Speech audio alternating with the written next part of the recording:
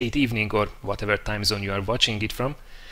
It's good to be back with the second podcast, this time around having some really well-known guests like everybody's favorite Aging Jedi, Harkonnen from the Daily Bounce, and Sk8xtrm, representing the famous World of Tanks Blitz community.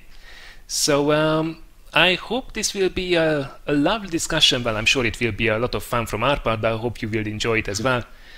Just to let you know really quickly what you can expect in this next about an hour or so. So after some really quick introductions, we will jump right into the main topic of tonight, which is of course going to be premium tanks. Now don't worry, this is not the kind of let's smash wargaming and create some disaster area over here, but we will definitely discuss the ups and downs of the recent premium strategy that's been going on with the game. Now last time we didn't really get to interact with the chat, which we'll definitely do a little bit differently this time around. So basically what I'm planning to do is post your questions throughout the stream.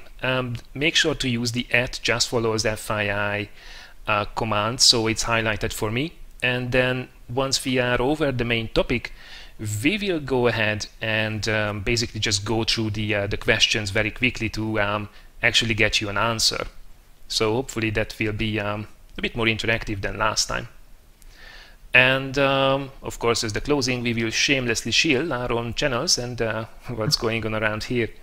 But let's not jump ahead of ourselves. So to kick things off, let's just quickly go ahead and introduce ourselves, see what we have been up to lately. So, AgingJedi, if you would like to kick this one off. What have I been up to in tanks? Well, as you probably know, I've been doing the Conqueror grind to unlock the FV215B, and I just got it bought in time. I think it was yesterday I spent the credits to get it. So that's what I've been doing in World of Tanks when I've had time to play. Just been grinding out the Conqueror. And it's been a pretty painful experience because everyone else has been doing the same. And I don't know, I didn't really gel with that tank very much, but it's got better in today's patch, I gather. So that's what I've been doing anyway. Well, I have seen the first reports of people posting replays with the Super Conqueror already, so hopefully this will be a good one and worth the grind. Seems so far. Looks pretty decent, yeah, pretty flexible. Alright, awesome. Harkonnen, you have been pretty busy in these days. Yeah, between work and going to Minsk recently, invited by Wargaming, and stuff at home, I barely had any time to play. When I got time to play, I'm grinding the Death Star, which will be the next tank to be replaced. So, but I finally got the Tortoise. But oh man, it's been a long path until I got here. But aside from that, just exciting life of, like we were talking before, mid-aged men. No time for anything else. Yeah, the interesting life of World of Tanks YouTubers, streamers, and bloggers. Yeah. So how was Minsk for you? Was it an exciting one, a useful one? Yeah. It was. Funny enough, they slotted just before I went to Portugal on a few days of holiday as well. So it was kind of lucky I got to go there. But I had to return one day earlier because I had to go to Portugal on Saturday. But yeah, it's amazing. Office is nothing. I don't know if you guys have ever been there, but it's a different place. They got a massive tower, 16 floors, over 1,000 people working in there. It's interesting. It's cool to see how Wargaming does World of Tanks, because Minsk is the main base for World of Tanks. So we saw a few interesting people. We could see a few things behind the scenes that we're not supposed to talk about. And well, if you want to slip something here on this show, you are more than welcome to do so. We won't tell anyone. Well, we were allowed to preview the HD maps. That's how I'm allowed to tell now. It's like basically that's our main purpose, was to go there, preview the HD maps, and so we could create a little bit of content just before the release. So we were allowed to release a few things the day before the sandbox came out. The trip was amazing. Yeah, it's a long way just to see the HD maps, but I couldn't say no, at least for the opportunity to go there and see their offices and say, at least I've been there at least once. So There wasn't a lot of. I think there was supposed to be more people, but because usually like last minute invitations, a lot of people said no because they couldn't go last minute, blah blah. But I was like, yeah, I'm all up for it. So I still had some holidays left, so I just went there. Minsk is quite nice, but if you've ever been in Moscow, it feels like almost being Moscow as well. They're very similar cities, I think. Very, it's Eastern Europe. Ex-Soviet city, so it feels like almost the same place, but it's different. People are nice, and everyone in the office was nice with us. Maybe because they wanted us to make good content for them and positive critics. No. Don't upset the bloggers. Yeah, don't upset them because they might do a critic. No, they were just general. They always are with us, so it was kind of nice to go there. Awesome. I think everybody knows the Daily Bounce, but could you maybe just introduce it for with a few words? Because if you don't know, Harkonnen is running the Daily Bounce, which is one of the main news sources, basically for wargaming products. Am I right there? Yeah. Well, yeah. I think it's one of the main 3-4 blogs out there. Started about 14, 15 months ago. Didn't expect to grow as much as it did, but yeah, dailybounce.net if you want to check it. World of Tanks, World of Warships, World of Warplanes, Total War, basically any game from World of Tanks Blitz. Can't forget that. I always think the thing is I always put in the same bag Blitz and Tank, so it's like World of Warships Blitz, but Tanks is Tanks. Yeah, but any wargaming game I try to cover as much as I can. Sometimes it's impossible to cover everything, just one person doing everything, but yeah, just normal content, a few, all of the latest Super Test news that I can get my hands off, a few reviews of mine, just anything you want to know about the games. Are you watching my, yeah. I saw your daughter attack the cat with the remote control. But life of a mid-aged man. So the cat's had it; it's running off. Yeah, he's okay with that, but it's like she's still a little bit how do you say, a little bit brute with him. Yeah. So it's like yeah, okay, you can touch me, but if you start being too rough, I'll just go away. By the way, I wanted to say I really like the new look of the Daily Bounce. I think the skin that you are using now is absolutely exquisite. It really looks nice and shiny. I didn't want it to look like a normal personal blog anymore.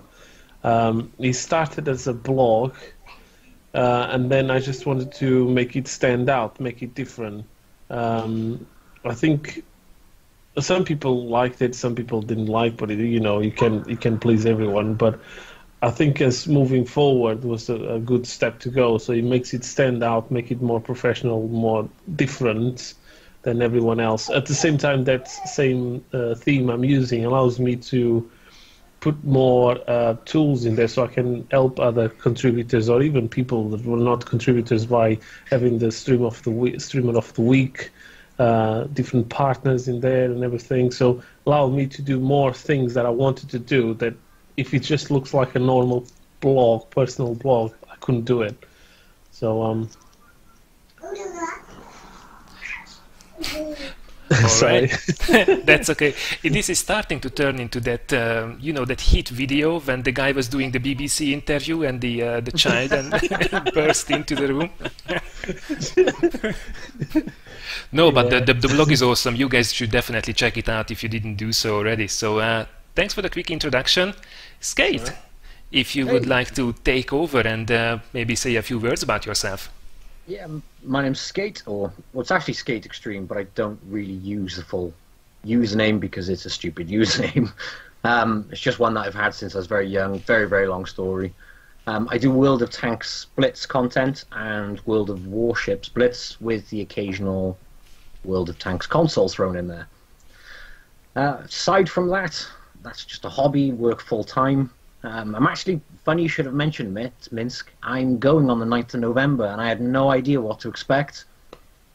It's the World of Tanks Twister Cup Finals, and they're holding a grand event in Minsk.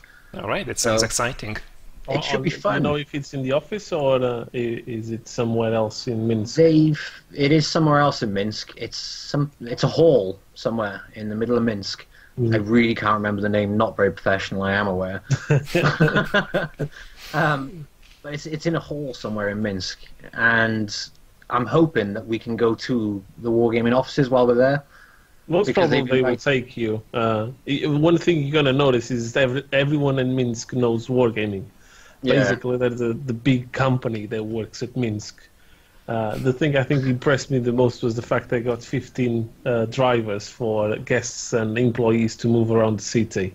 That's So pretty you cool. see All minivans with Yeah, Wargaming that's on the side and everything. You're like, what? Well, now we know where all the premium tank money goes.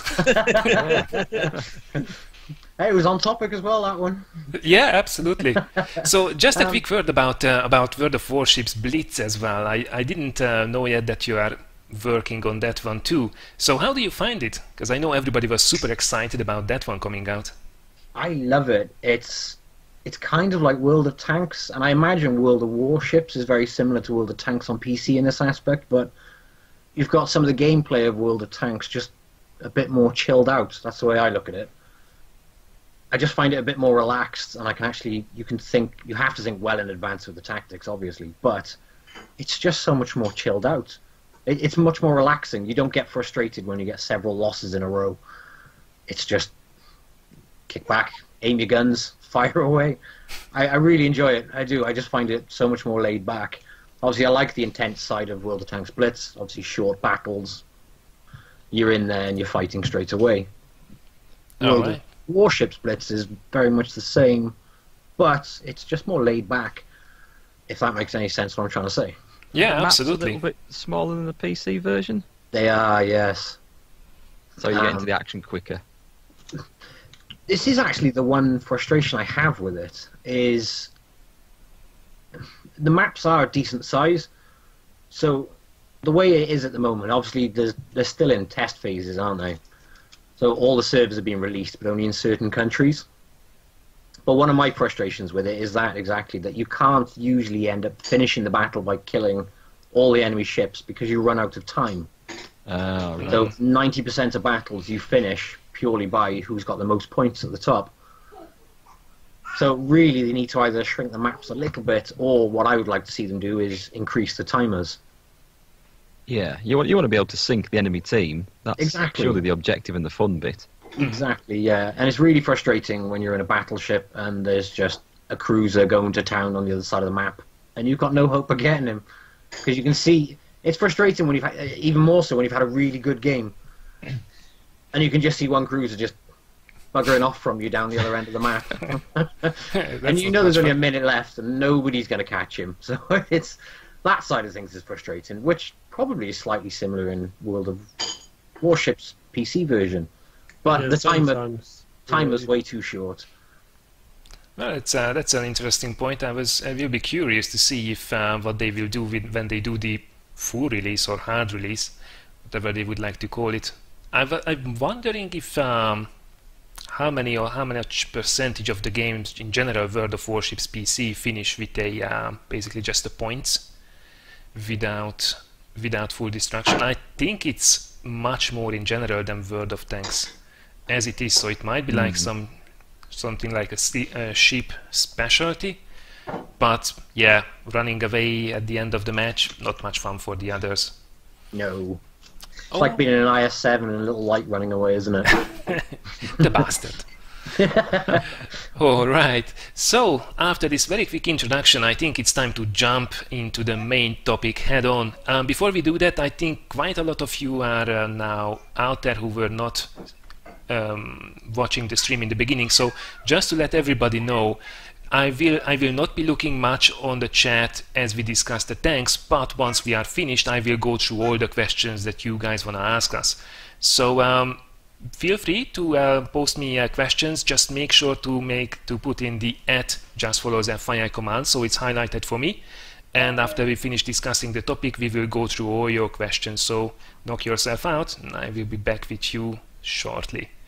Now that said, premium tanks. Let's start with a really easy one to ease ourselves into this big one. Which one are your favorite ones that you really like to play for fun, like anytime? And which one is the most disliked one of yours, either because you don't like it yourself or you hate to meet it on the battlefield? Harkonnen. Likes and dislikes.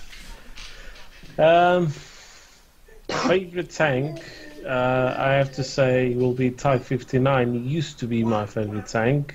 He just fell behind. I can't wait to test it in the new update because I just had a look into the stats with my crew and everything. I was like, oh yeah, now it looks alright. Let's see if he actually plays alright. But I don't know. I mainly at the moment it's like Scorpion and a few other tanks. I can't say I have a favorite premium tank at the moment. I have loads of them because I'm more of a collector. So I usually you are the too many premium tanks type. Yeah, too many premium tanks. So I usually, if I want to play tier 8, put on a filter tier 8 premium tank, and then literally I just usually play 1 or 2 battles on all of them, doing the dailies and stuff like that. But yeah, if I have to pick one, most probably will be Type 59 because that's the premium I have the most battles on. I just always liked that tank, even when people said, well, it's not that good anymore, I still enjoyed playing with it. I just felt that he fell behind with all of the new meta in the game, so new premium tanks and new other strong tanks, and it just wasn't good enough anymore. But worst premium tank, I think the SDA2 was one of the worst ones I played. I just didn't really enjoy it. And I don't know, maybe a few tier 5s. I think Oops. it's breaking out.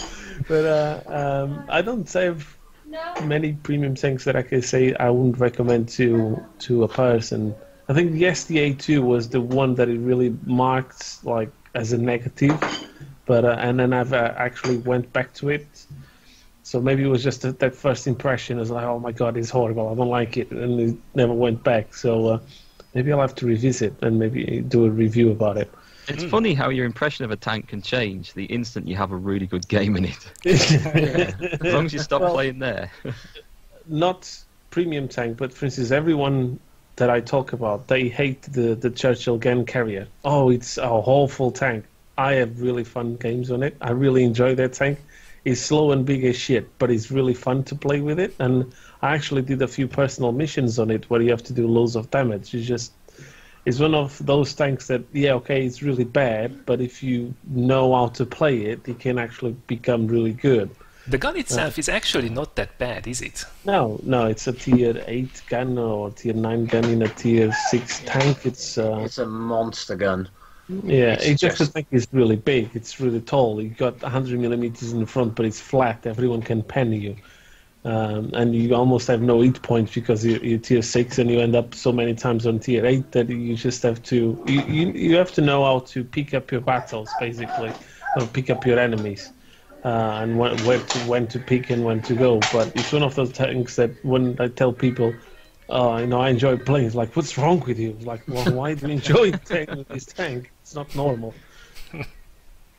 Yeah, favorite tanks, the M3 Lee and the Conqueror gun carrier. Yeah, we've got one here. All right, awesome. Skate, what about you? What's your go-to premium tank?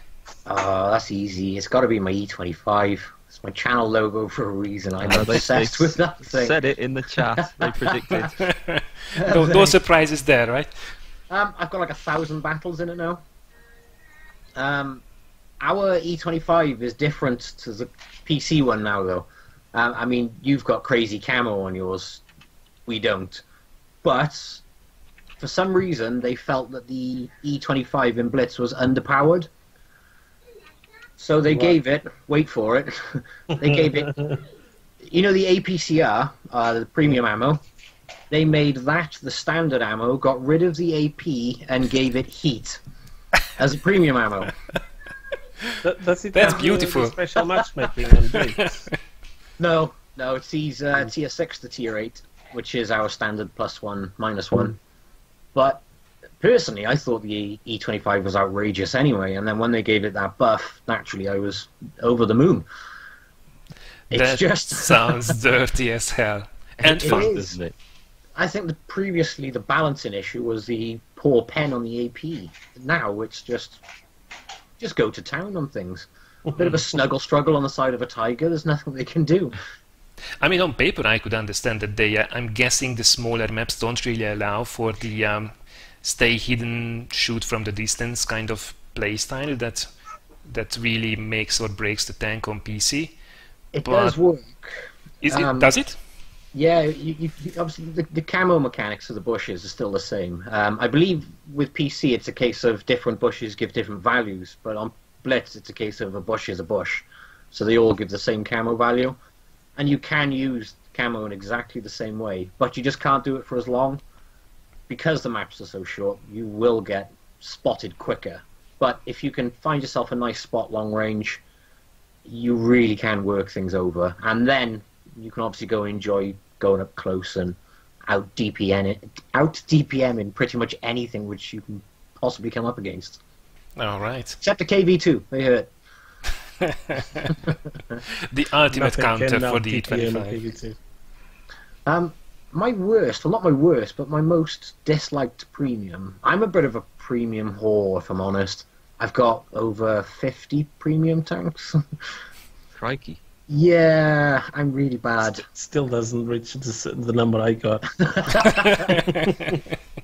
A number which shall not be mentioned for the sanity of ours. I say crikey, I might have something similar because I've been collecting them for years on and off. That's what it was with me. I've been playing Blitz since it came out in 2014. And a couple of the guys went, oh, we've got like 60 or 50 premium tanks. And I went, oh, that's ridiculous. Ooh, I wonder how many I've got. Yeah, it was over 50. So, like, I'm going to keep that one to myself after just saying that's ridiculous to someone else. My least played one, though, is the IS-6. It's a good tank. It's a bit bland in comparison to some of the others. If you want to make some credits, then it's great. But I don't know. I find it a bit bland. I quite like that one. I just played a game in it the other day to see how it fared in the current matchmaking. Everyone complaining on PC that they're always bottom tier or as low as you can be. And I went out and had a stonking game in it, but it was the first game I've played in it in months. Long time. Just Wargaming trying to sell you the tank. Didn't they came up with a window saying, there's another premium tank, just buy it. It's okay. You have place in the garage. Yeah, the IS-6, I'm missing that one. But I'm guessing that's not your favorite, though. Oak, is it? Not my favourite. I'd be hard-picked to say I had one particular favourite.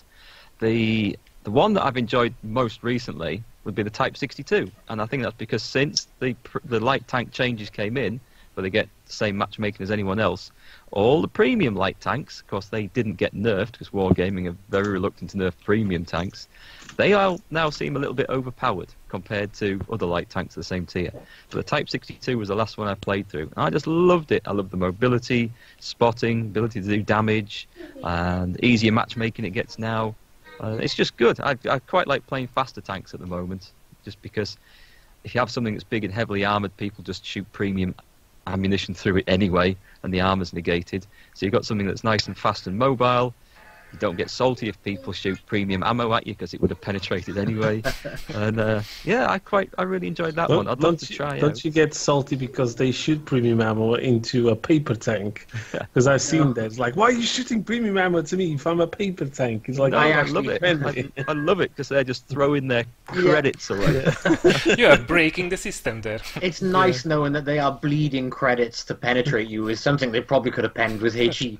Yes, yes. Shoot me. Shoot all your premium. Yeah, waste your heat. Go on. I'd rather they shot me with heat than high explosive when I'm playing tanks like that. So. Yeah.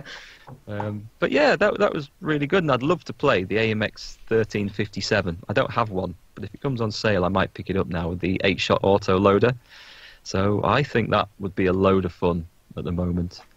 But I think, I don't know, I couldn't pick a particular favourite, but that's nice. And I quite like the ones with limited matchmaking still. They're quite good to go back to. As for a least favourite, I think it just depends what sort of mood I'm in. or if I'm trying to play for one of those campaign missions. But the one, and I feel bad saying this, I haven't enjoyed it a whole lot because I got gifted it recently, was the Swedish S1, Stridsvagn S1. The thing is with that, it's a beautiful tank, like the Churchill gun carrier, when you get it in just the right situation, where you can put long-range support fire in and people out trying to flank you and get around you, when you can sit in a bush and shoot across the map. The gun is awesome. I love it for that. But in every other map, where you're fighting on street corners and at 10 meters distance, having a brawl fest, and you've got that stupid siege mode, which is the first time I've really played with it, that drives me mad. But when you don't have to fight on corners and brawling face to face, when you can do proper tank destroyer tactics, it's quite nice. But you don't get as many maps to do that on as you used to, I feel. Well, it's funny you say that, because the S1 is actually among one of my favorites. But I had to realize that it's not really everybody's cup of tea. I mean, of course, if you have a really good sniping map that you can just go down on, then it's beautiful for everybody. But I thought that this was maybe the premium tank I would just suggest to everybody, because it's so easy to do damage in it with 288 standard pen.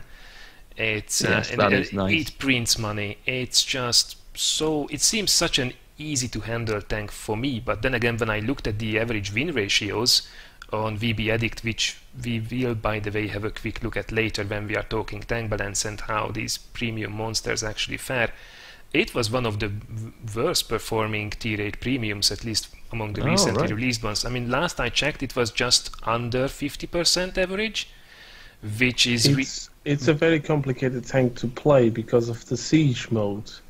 It's one of those tanks that you have really nice stats on paper, but the one when it comes to play it, it's down to personal taste, and then it's complicated to play with the siege modes. Because a lot of people are used to like standard Soviet tanks and everything, tank destroyers, where you can just push if you need. On the S1 or any tank destroyer from the Swedish, you can't do that. It's basically a static defense, and then if you're overwhelmed, you're done. Yeah, and the armor, which looks like it could be really good, gets overmatched by so many things. Yeah. But Yeah. I should quickly point out that I've just thought of two tanks that I hate playing way more than that ever, and that is the KV-220 at tier 5 and the Matilda Black Prince, which has got to be the worst premium tank I think I've ever played, and Wargaming should be ashamed of themselves for selling it. And do they still sell it? I think they still get it. I picked it up in a Valentine's special thinking I'll buy it for a couple of quid and review it, and it's utterly horrid. The armor's terrible, the speed is god awful, and the gun's not too bad, but everything else at tier 5 and things it meets just has a gun that can pen you anyway, so I've not enjoyed that one. I know someone that he was really looking for to get one, and on Tankfest he managed to get a code for one, and he was over the moon. I was like, he's one of the shittiest premium tanks out there. He was like, I don't know, I don't care, but it looks nice. He's like, okay, like everyone personal taste you can discuss, but I have to agree. I didn't even remember when before you talked about it. It's just one of those so bad tanks that I don't even play it ever. Yeah. I'd rather play the tier 4 Matilda against tier 6 opponents than the tier 5 Black Prince against them. See, it's not bad in Blitz, that tank. It's got an absolutely outrageous DPM for tier 5. And with pretty good pen, so this is where I find this topic interesting, because some tanks do differ massively on smaller maps or close range battles. Don't get me wrong, everything and anything still pens your turret, but you just out DPM everything. Yeah, it's fun. I surprisingly more or less enjoyed my time with the Black Prince, which I absolutely didn't expect to. I mean, it's still garbage, but the DPM, if you can use it, it's good for shredding up some weaker opponents. But it's certainly not among my top picks. I'm not even I am that crazy. But what I enjoy playing apart from the S1, which maybe I'm just enjoying the Swedish hydraulics and this mechanic a lot, because I absolutely adore the UDES as well. The Patriot, of course. and the Scorpion G. It's basically the tree that I'm playing 90% of the time when I'm grinding for credits these days. So you only like pay-to-win tanks that... Obviously, I mean, I paid for them. That's the reason I bought them. I think the two you've picked there, they stand out, and I've been playing them at the moment for the credit grind because they cope better with the current matchmaking that's been dumping them against tier 10s a lot. Because the Patriot's still got its turret, which is still pretty bouncy, even against 9s and 10s. And the Scorpion G, of course, has the gun that can still deal with 9s and 10s, so they're pretty solid choices. I know those two tanks, but we haven't got them. But our Scorpion G, I want that tank in there so badly. Are there any plans to bring it over? I haven't heard of any. I haven't heard any leaks either. There's been nothing in terms of Scorpion G. But that is a tank I would love to see in Blitz. Because obviously it's quite fast, isn't it? And it's a glass cannon. And they do work very well in Blitz, that sort of tank. The Grill, as an example, just got nerfed into oblivion because it was just doing so well. I mean, you guys, am I right in saying on PC, I know it's not a premium tank, but hasn't that tank on PC got good gun depression? The Grill? Yeah, or was it bad on there? 7 degrees? Let's double check. I remember seeing when it originally came in. I'm sure it had some... It's quite a good tank, but some people complained about it, and they nerfed it now for the second time as well, didn't they? I know Wargaming has some plans to change it. I don't know why. It used to be faster when it first came out, I remember. Top speed. On Blitz, they've just nerfed the top speed on it by 10 kilometers. The gun traverse they've knocked down quite a bit, and the accuracy they've knocked down. So all three of them in one update gave it quite a hit. It's still a monster. Gun depression on PC is 7 degrees, so it's quite good. Yeah, I think you've got literally about 3 or 4 on Blitz. It's really that makes a big bad. difference. But it doesn't need it. It's still an absolute monster because of that mobility. Well, that sort of tank is an example of like Scorpion G. I want that tank so badly. Yeah, well, if it's ever making its way over to Blitz, I'm sure it will be a big hit. Yeah, I think without literally, probably. As for premium tank that I don't enjoy playing, I don't think I have. I mean, I have this Stuk 4, which is my Achilles heel. I absolutely hate that, but it's not a real premium. It's a reward.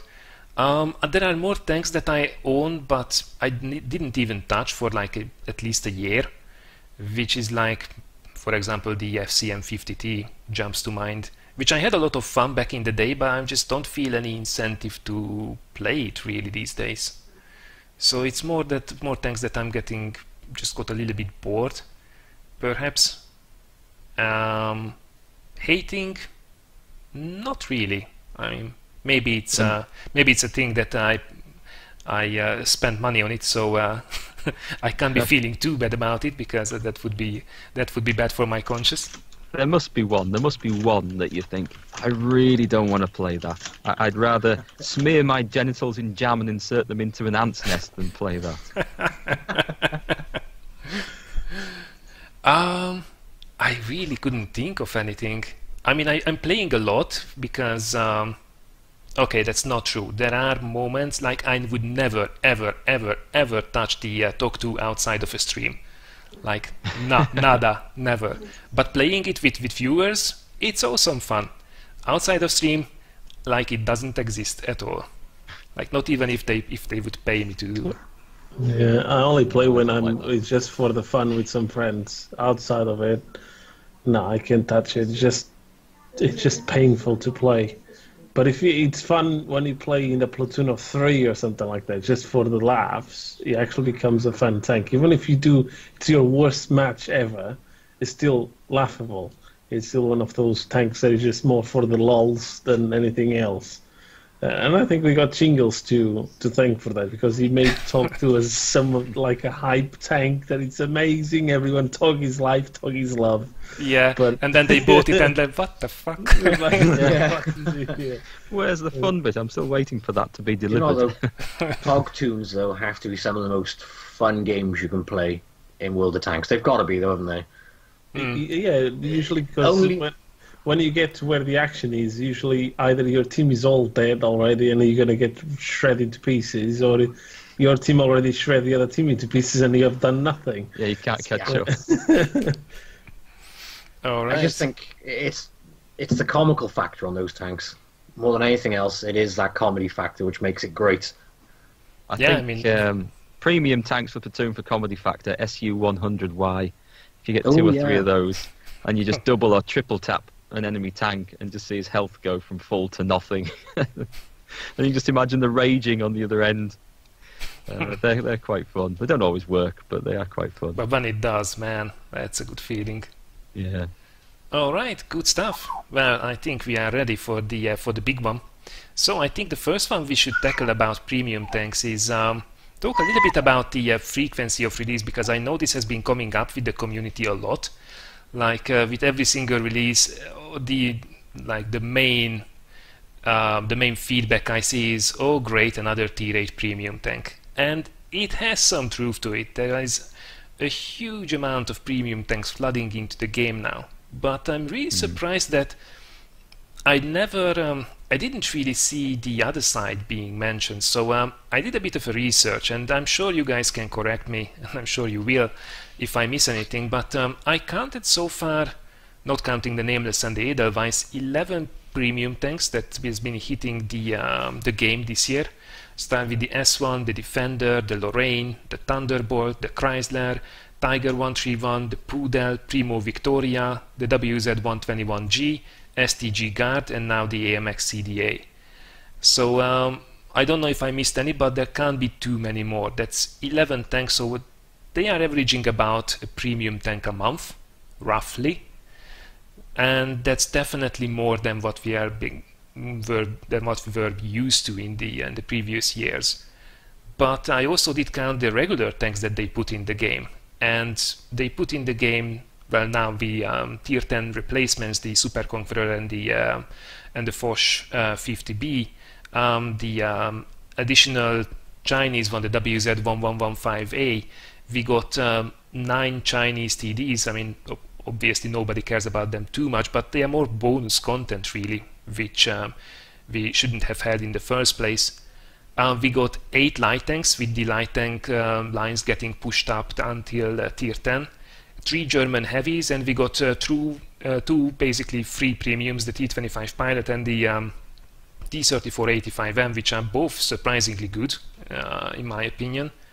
So those are 25 regular tanks, more than double that number that they released as premiums. And plus they should be getting the HD maps by the end of the year. They did a ton of rebalances, they did DMM changes. If they did succeed with it, that's a different question, but this was the year when they changed artillery as well. So they really focus on the game now. And personally, I think if they want to release a premium tank a month, unless it's they make a stupid mistake with the balancing, I don't see that much of a problem. But it's true that I'm also at a point where I'm just not getting excited about new premium tanks anymore. I mean, previously when there was a tier 8 premium coming to the game, everybody was super hyped about it, and I was too. And one of the reasons I stopped covering the premium tanks on my channel is quite frankly because I have a premium tank sickness at the moment. I just can't get excited about them anymore. I don't know how you feel about it. I know what you mean. It's just another tank coming out. It doesn't feel special anymore because there's so many of them. And quite often you'll get into matches where the majority of the team are made up of premium tanks, especially around tier 8. If you get a pure tier 8 match, which is very rare, it's quite often that you can have almost every single tank on the team be some variant of a tier 8 premium. So there's a lot about. And I suppose, it doesn't matter how often they release them because it's not like we're forced to buy them. I think the only problem there comes in when they bring one out, as you say, that's completely unbalanced. And then you feel like if you don't buy it, you're at a disadvantage because it might be way too powerful or way better than your old premium tanks that you've got and played against it. But I mean, what they really want, and they're still working towards this, after all these years you think they got there, but one good crew trainer for each line and each nation in the game. But there's things like American TDs still don't have tier 8 premium crew trainer, and British heavies still, well, kind of got the FV215B now if you had that before, but you can't just go out and buy it. But yeah, if they had all the crew trainers in the game, that's there for someone to buy. But generally speaking, the tanks they're bringing in now, there's a lot of blueprint tanks and fantasy tanks and stuff that never existed, stuff that I have less interest in because it didn't exist. I much prefer the historical stuff that you see in the movies and the war documentaries. So I'm not as interested in the new premiums. I feel like I've got enough crew trainers. I've certainly got enough stuff to make credits in. I don't need anything else to grind credits with. And when a new premium tank comes out, I think, do I really need this to train my crews? And most of the time the answer is no, because I'm not going to play that line enough, or I've got something else that will do the job. So it does look to me like they've got this system set up where that's their main, or one of their main income streams from selling premium tanks. I think so. And therefore they feel pressured to keep releasing new ones because they want to keep the income coming in. Whereas if they maybe made some other things in the game more attractive, like premium account time, that could then become their main income stream. If they give it other bonuses, like if you have a premium account, you can dismount equipment without paying 10 gold. You could, I don't know, do other things and have some of the bonuses or whatever. If they made it so that was so attractive, so people saw it as a worthwhile subscription, they maybe wouldn't have to rely on the sales of premium tanks to be one of their main income streams anymore, which might reduce the pressure of having to churn out lots and lots of premiums. I don't know. Just a thought.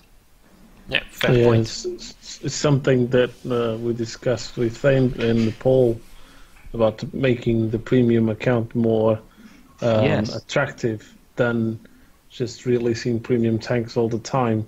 But I expect to see a lot more in the next upcoming months, to be honest, because they told us they want to release at least one tier 8 premium for every single branch, aside from artillery. SPGs, I don't think they will ever release any premium vehicles, but aside from the few ones, I think, how many premiums low tier artillery? We got like two or three. Sexton, two, and the Leffe. Yeah, but it's like you're saying, it's like at the moment I don't feel any hype for any premium tanks. Sorry for the background noise, but I like to see more tanks in the game. And one point that a lot of people don't realize is they actually introduced more regular tanks this year than they did premiums. But people seem to focus all the time on just another premium tank. And at the same time, like you're saying, Age, is like they don't force you to buy it. You only buy it if you want to. But there were a few cases like the Object 252U or the Defender, whatever you want to call it, that you felt that if you didn't buy it, you missed out. Personally, I didn't like the tank at all. I don't think it's that overpowered as a lot of people think it is.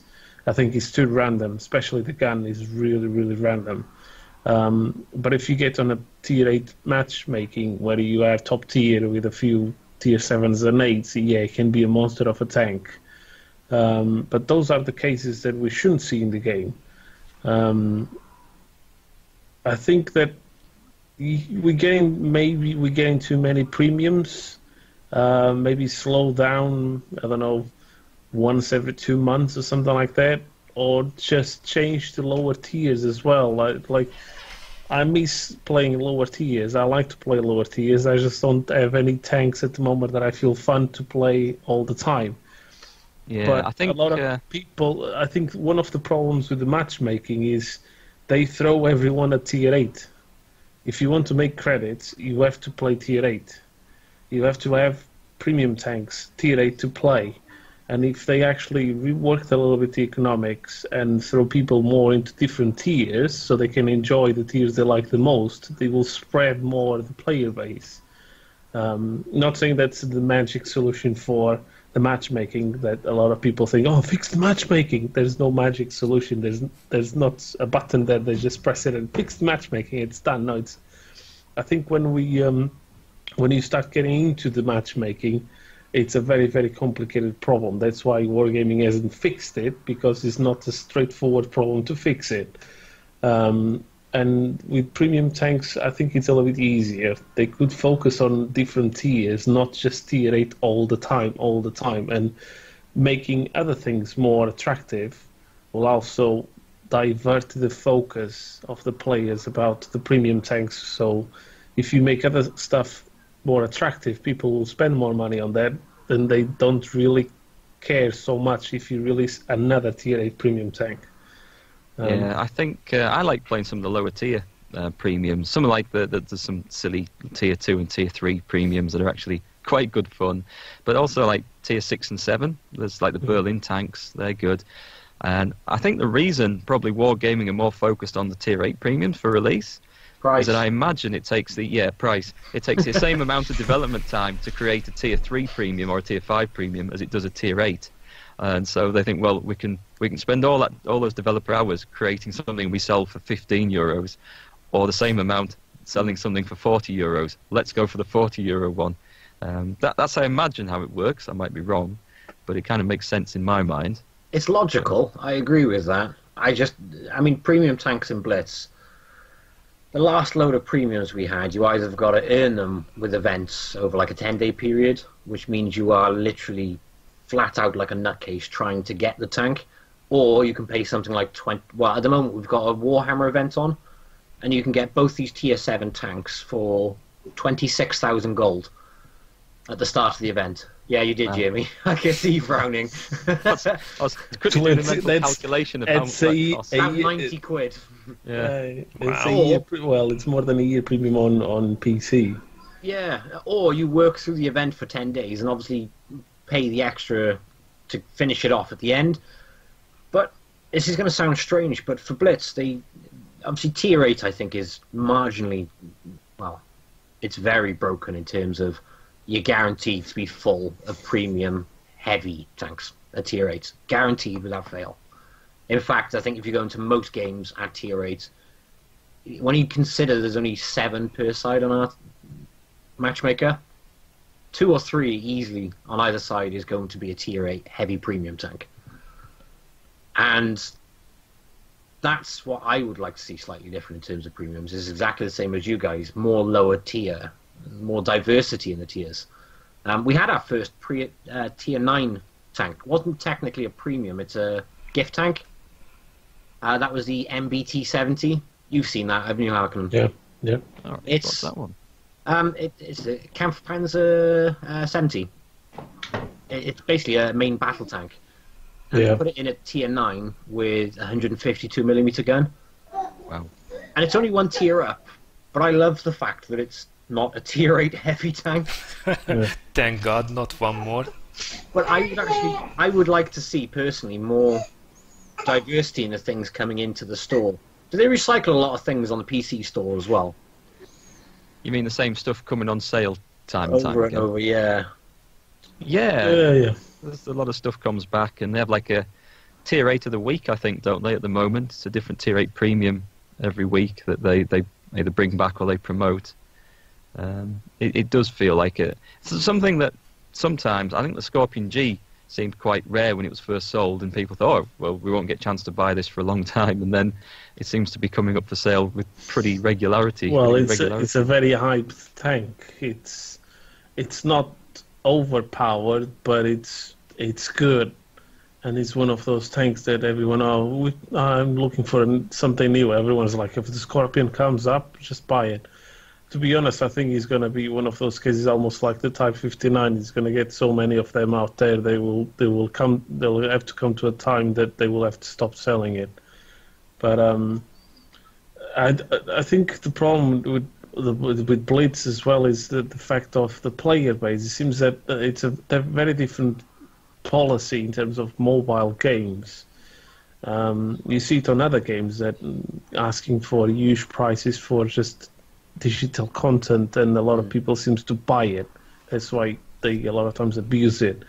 How do you feel about them releasing these fantasy tanks like Warhammer 40,000 and other ones? Because on PC, the fact they released 2 of the Valkyrie tanks just on Asia, outrage. Yeah. It's the same on Blitz. Obviously, the forums usually is where the die-hard fans go. So as you can probably imagine, the majority of them don't like fantasy tanks. I get why they put them in the game. I will be honest and say I'm not a fan of them in the slightest. I do dislike them, and I wouldn't buy them for gold. I don't have any of the Valkyrie tanks just because I didn't want to buy them. If they put different types of genuine, even blueprinted tanks, obviously an E50 is a blueprinted tank, but yet I adore that tank. If there's like a premium variant of that sort of blueprint, I'd pick that up without hesitation. I would literally throw my wallet at it. I'm not kidding. But don't forget to say that you throw your empty wallet at it. Well, no, because sometimes you throw your wallet at a premium tank and you kind of go, oh, I regret that. And you play it purely because you've spent the money on it, not because you enjoy it. But that's fantasy tanks, though. Yeah, I'm going off on a tangent, sorry. Fantasy tanks, the straight answer is I'm not a fan of them in the slightest. I get the reasons why Wargaming have done fantasy tanks. Obviously, Blitz, I imagine, has a younger player base on average. I say that, though. Before I started this, I was looking at my average viewer age, and my average viewer age is 25 to 45. Yeah, sounds same as PC, I think. That's over 50% of my viewers, and I actually expected the majority to be teens to 20s and going into early 30s, but it's not. Most of them are the same age bracket as me, which I imagine, based on that, a majority of them would also like the historical aspect. And you do get a lot of comments on it. I mean, if you look at a lot of the fantasy tank videos that come out, they get so many dislikes. My Warhammer one, I can't get over how many dislikes I have on that video in comparison to my other videos. And I'm not a fan of the tanks. I won't buy them myself. I'll preview them on my test accounts just so people can get an understanding of what they are, but no, I wouldn't buy them myself personally. I take it they get into battles with all the other regular tanks as well. They do. There's a lot of requests for separate matchmaker, but obviously because of how many of them there are in comparison to how many normal tanks, obviously the matchmaker for those would be horrific. That being said, though, if they keep bringing the fantasy tanks in, there will come a time where there should be a switch, because there'll be enough of them. Yeah, well, it's funny how, for instance, on World of Warships, they bring up fantasy warships, but they're not really fantasy. They're just a normal warship with this different camouflage. And they even build a system because people are like, oh, I don't want to see any of this. I just want to see the normal ones. And you can literally just stick a box, and instead of seeing that, I don't know, whatever ship was with this anime or whatever camouflage they came up with, you just see the normal warship itself. Saying that, when we talk with developers about it, they say, yeah, it's a newer game, it was easier to develop that for them, it's not that easy to do on World of Tanks. But that, for instance, on PC, I'm glad they don't release those tanks. I'm sorry for the players from Asia that have to deal with the Valkyrie tanks, especially with the heavy tank, because when people are like, it's blunt OP. It's saying, while the medium tank, I forget the name. Yeah, something like that. They say it's quite balanced. The heavy tank, not nameless, it's OP. And then they blame, and then this when it comes to these, how do you say, these areas that not black or white, they're very grey, because Wargaming made contracts with Sega, and Sega said, no, these are our tanks, we'll tell you exactly how we want them. And then, for instance, the Nameless, from what I learned, is one of those examples. They said, we want them with these characteristics, and then the Nameless turned out to be too OP, and Wargaming is like, yeah, what do we need to change it? No, you can't. It's in the contract. That's exactly how you have to do it.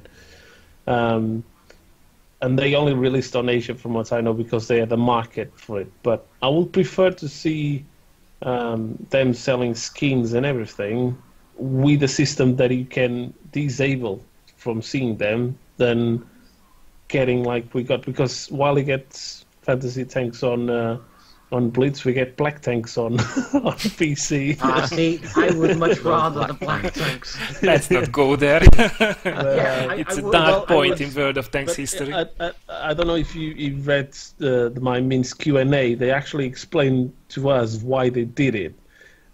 Because they basically, 3 weeks before Black Friday, someone from the NA server said, we need something special to do. And because they didn't have time to develop any tank at all, they just thought, let's pick up a few of them, paint it black and sell it. It turns out to be, funny enough, it was quite popular in North America server. They sold a lot of them, and players didn't complain as much. When they compared to the players who bought and the players who compared them and complained about them, there were a lot more players buying them, blend straight out of than players complaining on the forums or other official channels. So, I think that I told them, but what we did wrong was basically, instead of having a Black Friday sale, we decided to paint in black and sell them for more money than the normal one, which was stupid. But yeah, hopefully we'll never see those fantasy tanks around on PC. I think that if they do it, they'll have a meltdown. People just go out to Minsk and riot outside. Torch and pitchforks outside the offices. Yeah, fingers crossed for that. I think we should be slowly moving over to the next point though, because time is flying. I just looked at the clock and oh my god. So let's just quickly move over to the balancing stuff, which is another big one. Now, I have to say, luckily, there was a time when overpowered, or let's say tanks came out one after the other, and people were just thinking another overpowered one, another overpowered one. It seems to have been cooled down a little bit. I mean, the tanks that came out lately are pretty alright, actually. At least I don't have a huge problem with them per se. But if we think about the first big shocks, I mean, this year we had the Defender for one, and of course the Chrysler, which turned out to be a lot less powerful than it is, but it's still a stupid design. Excuse my French, with the no weak point in from the front. I mean, you don't see those anymore really on the battlefield because they are really bad credit earners. So that's Having said that, I've had a couple of replays sent in, one of which I featured where the guy shoots pure premium ammunition and still makes something like a 30 or 40,000 credit profit. And another one where a guy shoots pure premium ammunition. I know he's only doing it to get me to feature the video. He shoots pure premium ammunition, misses a good 1/3 of his shots at least, and still makes a profit out of that tank. It sounds like a B2 at higher tiers, really. Yeah. It's strange how Wargaming balances the credit income on some tanks. You got tanks that they perform really good and they don't make a lot of credits, and then you got tanks that even if you do an average battle, you make a ton of credits. I just don't understand now how they come up with a formula saying, oh, this one will make more credits than the other one. And it just seems awkward. And but lately all premiums, they've been releasing their okay in terms of credits, I think. Lorraine, Chrysler, even the new French, the Canon 105, they all seem to, if you do a quite okay battle, it will do over 6-digit credits. So, but while before it used to be Type 59, will do 110k credits easily, and then you'll have the low will do average 80 or something like that. It's just before there used to be these big discrepancies as well, but now it seems they are leveling all of them to the same credit earning, but some of them still a little bit strange. I don't know how they come up with it. Just to add to an example of that there exactly, the Jagdtiger 8.8, the Tier 8 tank destroyer, it's previously in Blitz, it made a shed ton of credits, and I do literally mean a shed ton of credits, but over the years it has been power creeped. Now, I remember you laughing at this, Harkonnen, when you found out how they fixed it. So, I don't know if you guys have seen it, but on the 8.8... Yeah. That's the solution of the century. I mean, that's just brilliant. It is. What have they done? I haven't seen. On the Jagdtiger 8.8, they fixed it by putting a 10.5 on. Yeah, so Oh, it's right. Jagd Tiger 88, but With with a 105. 10.5. Yeah. Now I was unhappy with this. So when I read this in the patch notes, I personally was unhappy because I want my Jagd Tiger 8.8 buffed with the 8.8 gun. But then I took it into battle, and it is absolutely outrageous with that gun. And after about 5 battles, I love it. But the reason I mention it is because the shell price is the difference between like 200 a shell and 1,000 something a shell. Right. So you're pretty much paying with your credits for the better gun. You put the 8.8 back on, do less damage, you'll make more credits.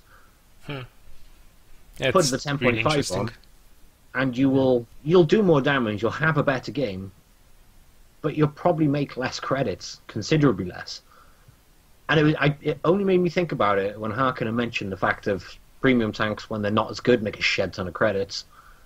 And when they're quite overpowered, they don't end up making as much credits. And that's exactly a perfect example. If anyone went and tried it with the 8.8 and then the 10.5, the difference, you'll see it straight away. It's one hell of a difference, even just looking at the shell price. Yeah, it's Yeah, quite you, nice. you see that on PC, for instance. I noticed, for instance, on the Defender and everything, because the shell price is so expensive, and the tank itself to repair has a bit higher cost repairs and everything. Even if you do a really good battle, I think you have to work more or play even better to do a decent battle with a decent amount of credits. While you pick up an older tank like the Type 59, you do, I don't know, 2k damage with a couple of kills and you do 100,000 credits easily. Yeah. I'm just checking the price on the shells just so I can be a bit more informative. Sorry, the little one fell. That's okay. That's the beauty of Blitz. You can just load it by here. Very handy. That's cheating. Come on. Yeah. I thought I'd check what the shell price difference is. So, on the 10.5, they're 1,030 a shell. And they average between 230 to 380 damage. If I switch the gun very quickly, the difference is 250 a shell. So it's 75% more expensive. Big difference. And I guess these the shells important- do a... Sorry, go on. I was going to say, I guess the important thing is whether people want to buy premium tank for credit earning or for having big games in. In Blitz, Yeah. it works a bit different because you don't train individual tank crews, do you? You don't know. You have, skill crews like that. So it's more It's a based shite. on... It's more based... I don't know if you can actually see that in the slightest. This is a very professional podcast, by the way. Absolutely. Don't let that fool you. It's based more on tank type rather than nation and crews to take along with you. I like both systems, I must admit. I'd like there to be more there because I'm maxed out on every single crew skill. And if you had separate crews, you'd be able to have a couple of crews which you can move up, isn't there? Which is what I do on my console tanks and what you all do on PC. But on there, it's good, and it really does give a nice little buff. But once you've hit the cap, it's that part of the game dead for you. Do you know what I mean? Yeah. It's Yeah. a thing, and there's nothing else to do on it. So it's I only mentioned it because I know on PC one of the reasons to buy a vehicle, you can either buy a premium vehicle to earn credits, to have big games in because it's an overpowered piece of pay-to-win rubbish, or to train your crews, which is quite a useful thing because they do train crews faster and earn credits at the same time. But I guess it depends. The tank's at credit earning ability, it needs to be balanced. If it's also the best at doing damage and also the best at everything else, then maybe the credit earning should be reined in. But some of the older premiums, which have guns that are absolutely awful, like the KV-220, that just don't make good money because you have to load so much premium ammunition into them to have a decent game. And then they only become good crew trainers if you're having decent games by using a lot of premium ammunition. So, I don't know, a lot of these older ones have been power creeped by a lot of the newer vehicles. That's actually a really good point that that I wanted to bring up as well. So thanks for that. Basically, I was. Let me know what you think about this. But I think basically what happened why there was this huge switch in premium tank design in this basically this year and the end of last year is if I think back about my time with the old premium tanks, I never was excited about it. It was always a chore that, oh my god, I still have to play these tanks. I don't even like them that much, and I have to grind them to get the credits. And World of Tanks is so much more, so credit grind focused at the moment. So you have to do it. Maybe they were thinking about people are not actually enjoying grinding for credits, which makes up for a huge amount of time. So let's release tanks which are actually fun to play. And they released the first couple of ones. First was, I think, the Scorpion G, which really did break down the old walls, and followed by the Patriot and the Liberté. And probably they were just looking at the paycheck and whoa, they sold a shit ton of those tanks. And I think they just realized that people, although they were called OP right from the beginning, and oh boy, if they would knew about the tanks that were coming, they were not raising the red flags, I guess, in Wargaming statistics, because I mean they check the win ratios of those tanks, and actually these days both the Patriot and the Scorpion G are pretty alright. I mean, of course, they are on the powerful side, but they are not destroying the matches per se, at least not by average win rate. So I think they got it at least partially right. I think there are a lot of premium tanks out there that I will play for fun, and I'm earning credits, by the way, so I'm enjoying my time, my credit earning time, a lot more than I used to do before. I mean, they certainly made a couple of mistakes on the way. Did overdo quite a few tanks on the road, which shouldn't have really happened. But I think there is good with the bad in this mix. Yeah, what do you think about it? I think you've hit the nail on the head there. And I think they've also realised that they've got to provide, if they're going to charge 35, 40 euros for a tank, they've got to provide value for money to the player. And who's going to spend that money on something that is just average to play, that's not particularly fun? If they make it so it's fun, it doesn't have to be the best at everything, but so it's fun and people feel like they're getting value for money out of it, then they're going to sell more tanks. If you take an old average sort of tank that, like a KV-220, if you imagine that sort of thing, I'll say the KV-4, imagine the KV-4 was made a tier 8 premium tank. It's okay in some respects, but it's pretty average. Now imagine you take a KV-4 and put the T10 gun on it at tier 8, and then suddenly that will sell because that will be a fun premium tank. And I think Wargaming have realised that they're going to drive sales, and for the people who buy them, players are going to be happier. For the people who have to fight them, players are not going to be happier. But I think they've got to provide value for money at the same time, but it's a fine line between a good value for money tank that's fun and enjoyable and something that is just a bit too powerful and then edging everything out the competition. I think this also falls into, you were talking about it on your viewer comments the other day, AgingJedi, cannon envy. Yeah. Obviously you get obliterated by a tank that you know you can just get out of the game and go pick up for £30. You're tempted to do so then, aren't you? If you see a tank, and I think this is why they might pick heavies, because if you pick a heavy tank as a premium and you fire a shed ton of gold at it and you're bouncing off half the time, you're going to want to go out and pick up that tank. Yeah, you think, I'm having one of them. Yeah, I need that in my life. And then you get wasted because the person you come up against, well, knows where to pen. But with a light tank premium, I mean, I would really like to see more premium light tanks myself. Because they're fast, they're mobile, they're fun.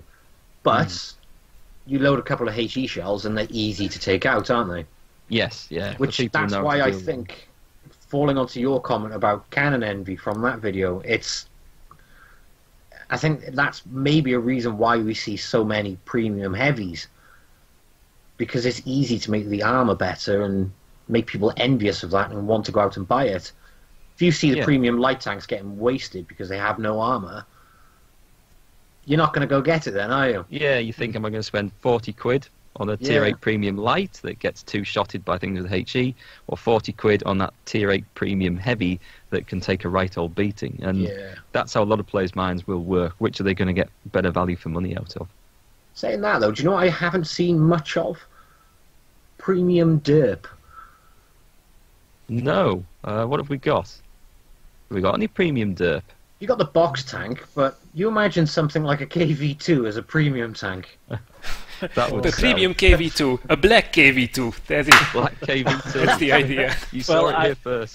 I did post on the blog the premium black talk to the Yeah, I black remember. knife, and then everyone was like, "What? What?" Everybody bought it right away.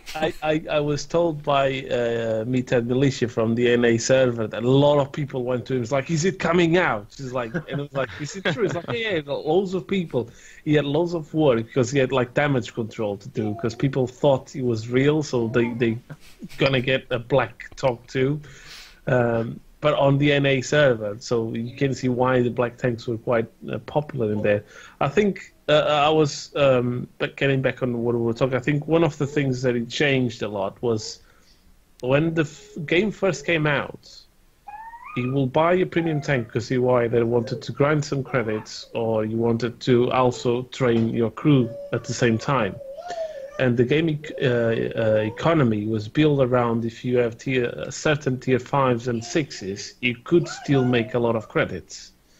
And then they realized that people were willing to spend 20, 30, 40, 50 euros on a tank.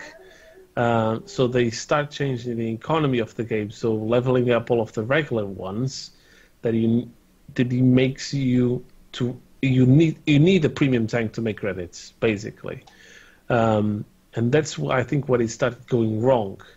They start forcing premium tanks into people, and while before they were okay and fun to play, I think my experience is the opposite of yours. It's like, while I think now it's painful to grind credits than it was before. It was a lot more fun before than it is now. At the moment, I find it painful. I don't have the patience to play premium tanks at all because I'm forced to play in tier 8 if I want to make any credits. And you have to play a ton of battles to get anywhere that you need to be to get all of the tanks you want. So while before while grinding, you could make some credits, and then if you imagine one of the main credit makers before, back in 2011, 2012, used to be the M4 Sherman, for instance, or the Panzer IV. Loads of people used to play those tanks because they were fun, regular tanks, free, anyone can get them, and you still make quite a decent amount of credits if you don't spam premium ammunition and stuff like that. But now you can't make credits on any of those tanks. You just make enough for you to carry on playing. Also, high-tier economy is quite tough at the moment. Players, my father, for instance, he's not a good player. He's just below average. Let's put it on those terms, not to be rude or bad with him, but he struggles with high-tier tanks to play because he doesn't buy premium accounts, and if you didn't have some premium tanks, you wouldn't be able to make credits at all. He forces you into and then it's where you see our wargaming philosophy is at the moment. Is instead of trying to get him to buy premium account, they say, oh, because you don't play that much, why don't you buy a premium tank that it's more value for money? There you go. Look at this premium tank. You play again. It's the classical example. He plays against tanks that, I can't pen it at all. And then he just, I'm going to buy it. Because I can't pen it, it must be really good. He goes and buys them, and then he does okay with it, but he doesn't have that feeling about, it's that overwhelming tank that I thought he was. Yeah, because he already spent the money. Higher than it, and it's the same old struggle. I don't think you haven't got this, and I don't know what your thoughts are on it, and it's based on premiums, but have you heard about the enrichment system in Blitz?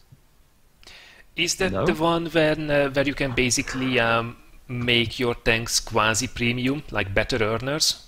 Exactly. The concept is fantastic. On PC. The concept I genuinely think is amazing, but the implementation is where it's gone wrong here. But I was curious on PC players' perspective on this. Now, basically, for a gold value, you can convert any tech tree tank into a premium credit earner for either like a 14-day period, a month, or permanently. All for different values. But the reason I think it's failed in its implementation, and it's not popular in the slightest, is because of the cost. Really? Now, when again, it's one of those things I was really intrigued by and interested by. The idea of being able to convert... One of my favourite tank stories is the T-30. Oh, yes. Yeah. The idea of being able to convert my T-30 into a premium earner, it was just an amazing idea. But when you think something like a Tier 7 is going to cost you 14,000 gold... Yeah. Okay. It put you off. How much it costs the T49? Tier 8s, I think there's a few ones in there. There's a ridiculous amount of gold as well.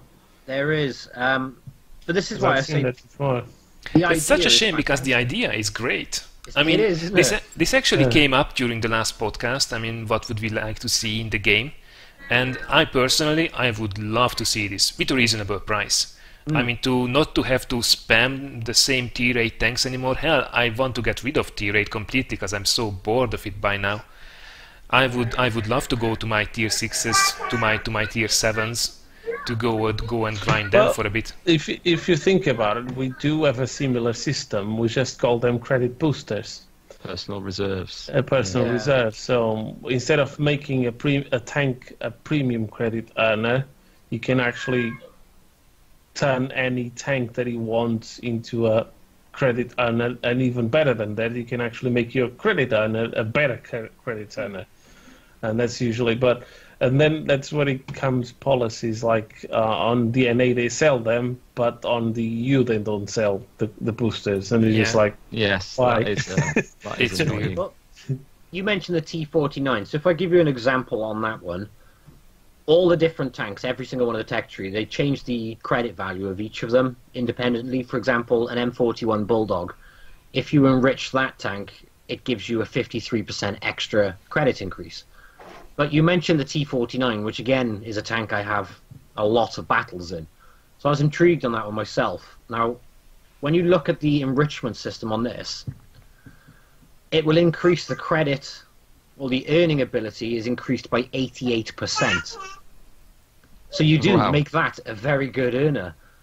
But the cost of that is 2,300 gold for 14 days, or 14,500 gold permanently. What's that, about 45 quid or something?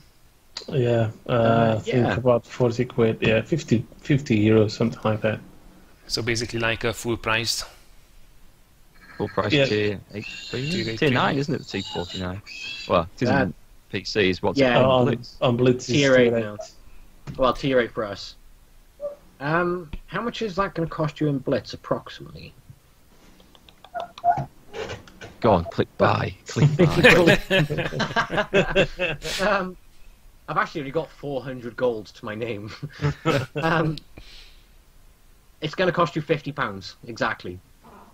Yeah, well, I can see advantages when you compare it with the personal reserves, because you making a tank that you enjoy a permanent credit earner, not just for that limit period of time.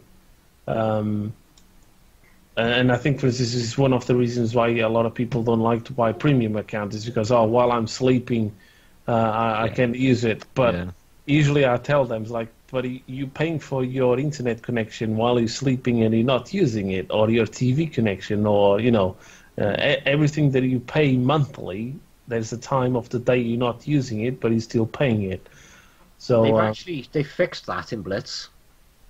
You get certificates in Blitz now. For 1 hour's premium time, 9 hours premium time, or 24 hours premium time. So you can actually use these certificates for just like an hour block. Yeah. Well, it's the same as we got credit boosters, we got experience boosters, we got personal crew boosters. So that replaces the premium accounts. I got a few friends of mine, they don't buy premium account, they buy these personal reserves and bundles, and then they just use them when they were playing. So I think they fixed the premium account part. But for anyone who buys premium accounts, it's because you got even more credits, more experience, more free experience, more crew experience, which is kind of good. Just I'm not sure how the PC community will take it on you spending. Well, there you go. Spend 15k gold and turn your favorite tank into. I think they will go nuts. Like, outrageous! More he's pay spending to win. more money, more pay to win, and actually it's not. But okay. But that would be the time, reaction.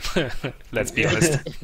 It's different though, isn't it? Because you get to pick. You can carry on doing the grind in the same tanks. Just Yeah.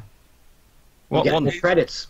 downside of the Blitz version there, that I don't think would work on PC as well, is that, am I right in thinking on Blitz, when your tank's destroyed, you can come out of the game and go back in the same tank, or do you have to wait for it to... You can't, okay. No, I'm just mistaken, it was something else. But yeah, the tanks in battle, you pick a different tank.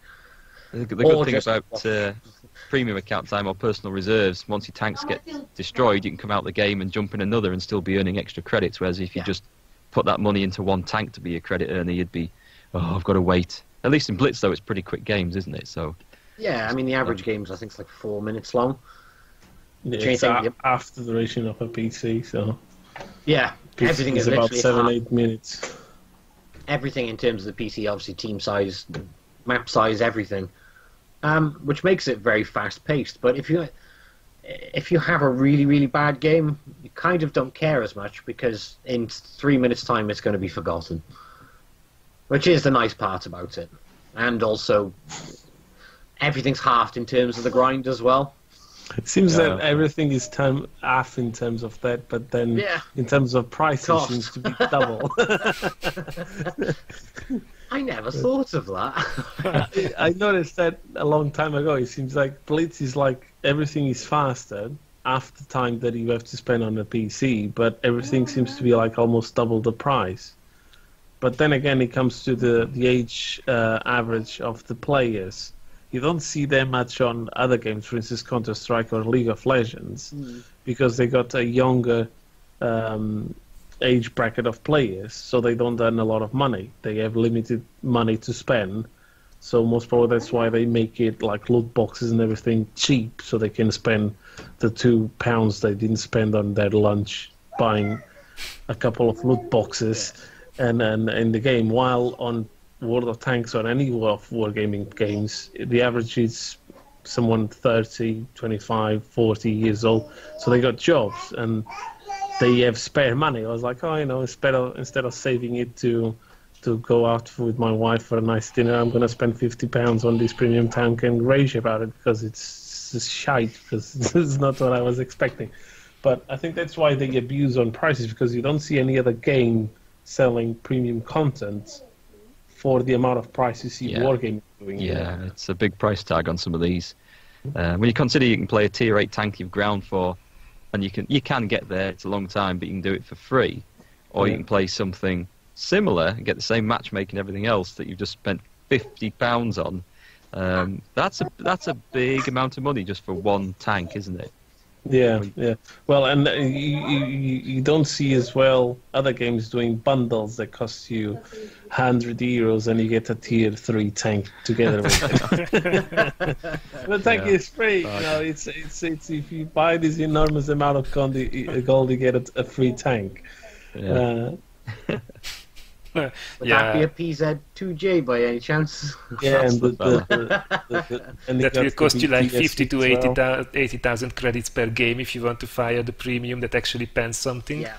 Oh, what, you actually want to win in that tank? Oh, yes, we forgot to mention it. It'll be another 100,000 credits a game. But don't worry, you've got 14,000 gold to buy credits with. I think that's the only tank that I could say it's almost pay to win. It's literally, if you want to win the game, you really need to spend money. Well, not money, but you're going to spend everything you got in terms of credits if you don't buy it with gold to win it, because the penetration on it's so bad that if you're just going to spend the whole ammunition without almost doing any damage. I think mine is stocked with 75% APCR, and if I come out with anything less than minus 40,000 credits, it was a good game. A full success. Yeah, because it just bleeds credits, that thing. It has to, though, otherwise you'll But I think it's going to get worse now with the recent talks about introducing certain ways of getting higher tier premium tanks or reward tanks with bonds and everything. I think that's when. While I, as a collector, I really want this to come forward because I don't have the same amount of time I had before to spend on clan wars and everything, trying to get these special tanks, which I have a few of them. So I want to have a different way of getting them. I think that's where Wargaming might. In Portugal, we say they might spill their milk. And it's basically when you do something really wrong and you just spill everything on the floor, because all of this bonds thing that they're coming up, I think is going to create a massive shitstorm. And if they start releasing premium tier 10s, they're going to break the game, I think, because everyone is just going to do anything they can to get their hands on. And players that already feel that it's pay to win in a lot of time, they might start leaving the game, and that's what it was me as well. Was they're gonna start thinking, why should I spend my time and my money on a game that it's literally throwing me into this? So I think in the future is gonna be we might have complicated days in World of Tanks. Fingers crossed they will be careful with that one. Well, we overstepped the originally planned about 1 hour considerably, so thanks for bearing with us. I would say let's start slowly wrapping up things because I guess everybody's that tired. So, by the way, I did check chat a little bit and I didn't see any questions so far, although it seems the conversation is really nicely going along. Yeah, so, I don't think they've been listening to us. I think. Yeah, they're just having fun in chat, probably watching some other stream in the background. So, guys, if you want to ask us some questions, then just add JustforlolzFYI so I can see it highlighted, and now is the time to do so. But in the meantime, let's just quickly start to wrap up by going through what we would like to see in terms of premium tanks future for World of Tanks. So Harkonnen, if there would be something, if there would be one wish in terms of premium tanks for World of Tanks PC, what would it be? I think first of all, and they already done that step, is to try to balance them as much as possible, to make sure they're releasing tanks that are balanced. And they made that step when on Tank Fest they recognized they've done a mistake with the Defender and the Chrysler, and then invited us community contributors to, look, we'll give you access to them before everyone else, start giving us more. So they start using us as more opinion makers to them, give them feedback. So that first step is done, but I think in terms of what I would like to see on premium tanks, maybe less premium tanks release and different tiers basically, and basically focus on branches that we don't have them, but it doesn't necessarily need to be a tier 8. It can be a tier 6 or tier 7 or tier 5. We don't really care. It's just because there are a few premium tanks that are supposed to come to the game. The first iteration of tier 7s, and they've been pushed to tier 8s. And my question, I asked this a couple of times, like, why have you done this? Why don't you keep them on a lower tier? Players will still buy them, but they have this mentality of, no, it needs to be tier 8. It needs to be tier 8, and so I'm looking forward to see if we see less premium tanks, different content on the different areas, because there's a lot of stuff in there that could be monetized by Wargaming, and players will still spend some money. And hopefully we won't see them coming up with, you can buy them with money like tier 9s and 10s.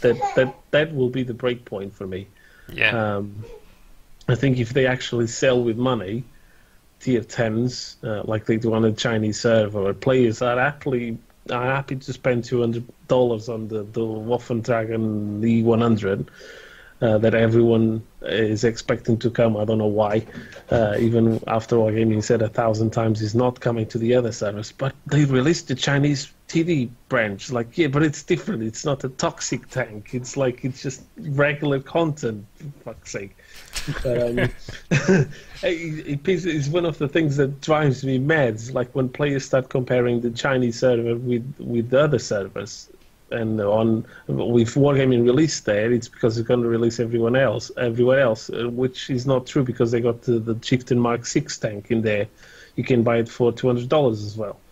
I think if Wargaming goes that path, which I don't think they will, as long as a few certain people are at Wargaming, working for Wargaming, we should be fine with that. But if they do it, they will break the game completely. Because at that time, any new player just decides, oh, I like this game. Oh, there you go, I got $200 or 200 euros or whatever you want, currency you got, buys a tier 10, goes into the game and never played a single battle in their life, and they just start playing the game, and then how are you going to feel about it?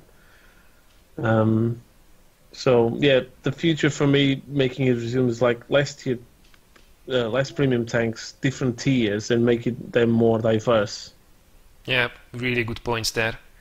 AgingJedi, what's your main wishes towards the premium madness that's going on? Towards premium? I'm just going to ask for a premium tank to be introduced. They're not going to bring this one in. But have you heard of the Churchill... I should have known this. Have you heard of the Churchill AVRE?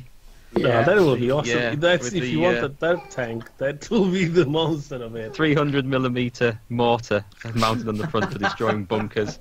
That's what I would like to see in the game. I'd buy one of them. But just a question that did appear in chat. Somebody asked, I think I'll have to scroll up to find it now. Should artillery... Let's go. So should games with artillery be opt-in or opt-out? I hate the things that ruin good games. So basically, you could tick a box whether you wanted to go into a game that included artillery, but like you can select assault, grand battles, and all the rest.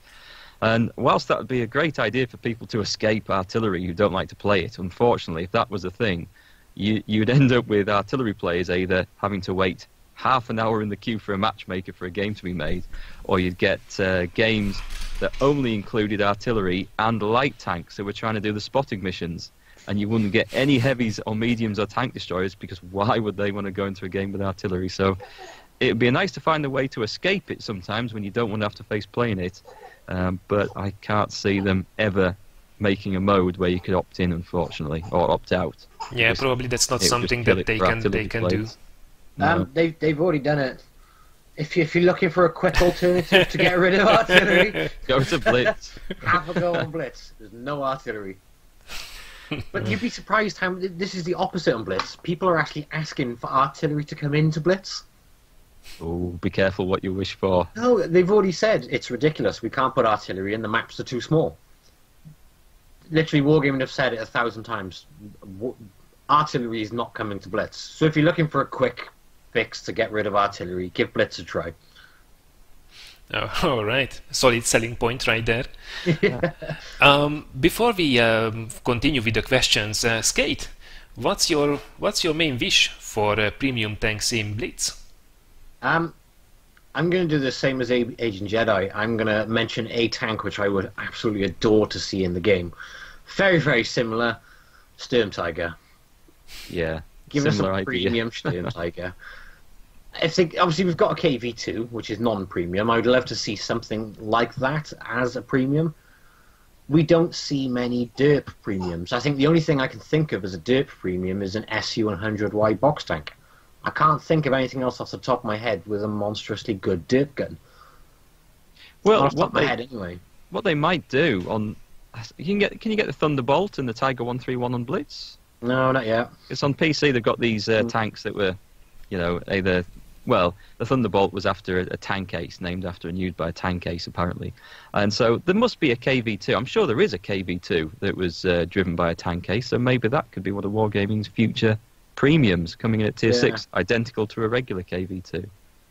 Isn't that Kolobanov? Didn't he drive a... Yes, was that a KV? Was that That a was KV1? That's That was KV1, right? KV1, yeah. But again, though, it's I think... The honest answer is, though, every single person would pick up a KV2 premium tank, and we'd then be having the same conversation. The Tier 6 is broken. It's ruined. Yeah, probably. Because And we absolutely adore it. The tier 8s would be complaining, saying, we can't play against tier 10, and now we can't play against tier 6 either.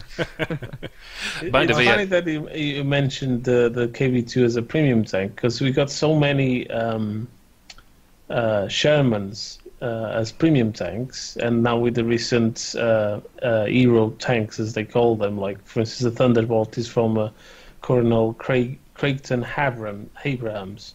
He was the one that drove M4 Sherman with Thunderbolt on the side. That's why and now we're gonna have the first Soviet Sherman tank that we don't have enough. Yes. That one there was another ace tanker from the Russian army. It's funny how they don't introduce anyone with a KV2 premium tank. I think that will sell a lot, especially on PC. It would sell like a hotcake on, I think, all versions of the game, but it would completely break tier 2. Tier 2? Tier 6. Tier 2 KV2. I would never get out of it. If there was a KV2 premium tank, I would not stop playing it. I think I have like 600 battles in the KV2 as it is. Yeah, you know what they'll do, though? They'll introduce it with the other gun. What is it? Is it 107mm gun? Yeah. Then it wouldn't be quite so powered. That would be a revolt if they would do that. Yeah, it would. Wouldn't sell. All right. Good stuff. All right, let's see what the chat came up with in terms of questions. So Slow, good to see you out there. What is the solution for premium ammo? Whoa, throwing in the light questions. Could be a big one.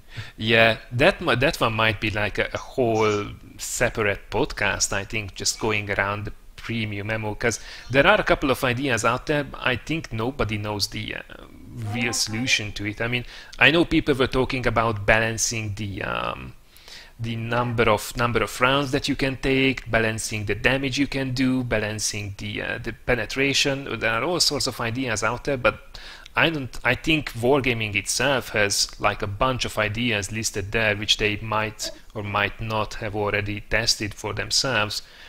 But I mean, it's such a complicated there's thing. a few things they tested, and I think they want. Yeah. Not just in Blitz, they tested internally, and I know they're thinking about bringing them to the sandbox.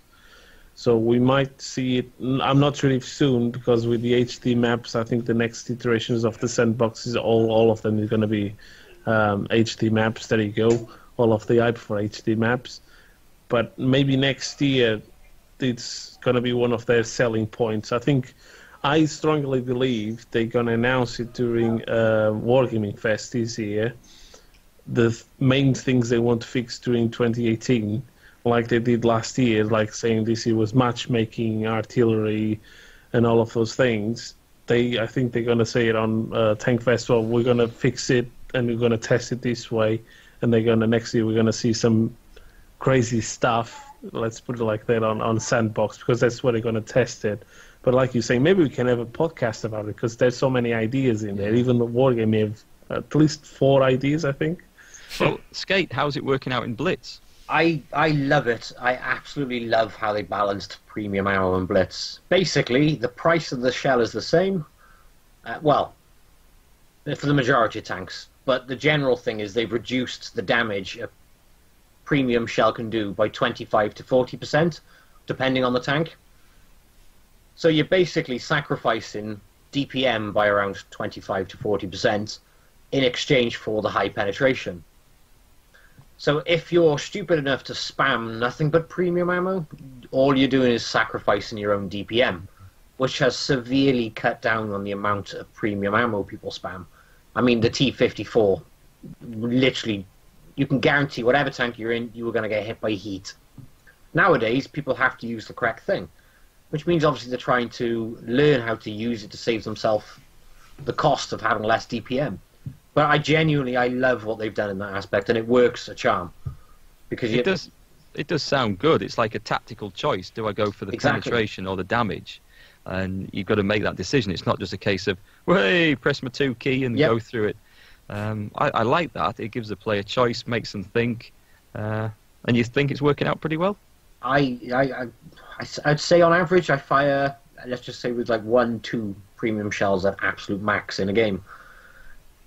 That sounds really interesting, because when it came out, I did hear some. I mean, people were of course afraid about the news, and some people said that people will just will have to fire more, so it will just jack up the credit cost of the game. But then people seem to be really selective about it these days. That is exactly it. When it first came out, either it was people with exceptionally high stats were the first to complain. A chunk of people with exceptionally high stats, and then it was more the other end of the spectrum then as well. Very low percentage people complained. Obviously, you had people in the middle, but that was the general consensus. Nowadays, I think everybody likes it. Because it's like, it's the complete opposite of HE. HE isn't considered overpowered. You've got sod all penetration value, you're trading that for your damage. Now, the premium rounds, it's just the opposite. You're sacrificing your damage in exchange for the high penetration. If anything, premium ammo in Blitz is used more now to finish off, or to guarantee yourself finishing off a low health target, rather than trying to deal with, like, for example, a heavy tank from the front. If you can't address it from the front now, then it's time to hop and go all the way around the map. That's really interesting. I love it. I genuinely love what they've done in that aspect. All right, awesome. Well, let's see what the announcement in this year's Wargaming Fest will be. As Harkonnen mentioned, we might see it being tackled next year. Would be awesome. All right, quickly, next question. Mad Max, can we clear up if black tanks have a bonus for crew training on console? As I'm confused, as I've seen reviews where they talk about this. Do you guys know?